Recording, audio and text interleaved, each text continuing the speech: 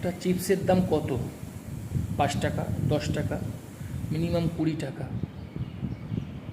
সামান্য একটা চিপসের জন্য একটা ক্লাস 7-এর বাচ্চা ছেলের জান গেল। সেটা আবার লিখে গেল, মা আমি চলে যাচ্ছি, আমি চুরি করিনি। মানুষ এত নিচে চলে গেছে, এত নিচে চলে গেছে, ভাবনা চিন্তা করার বাইরে। এখন তো প্রতিবাদ করতে ভয় লাগছে। যেই প্রতিবাদ করতে যাচ্ছে তার বিরুদ্ধে স্টেপ নিচ্ছে, কিন্তু যে অন্যায় করছে তার কোনো স্টেপ নিচ্ছে না। সে ঠিক মাঝখান দিয়ে বেঁচে বেরিয়ে যাচ্ছে। এই কী যুগ ভাই! কোথায় আমরা বাস করছি? কোন জগতে আমরা আছি কিছুই বুঝতে পারছি না। দিনের পর দিন এইগুলো বেড়েই যাচ্ছে, কিন্তু কোনো প্রতিবাদ হচ্ছে না। কেন? আমি সরকারের কাছে একটাই অনুরোধ করব, আপনারা স্টেপ নেন কিছু।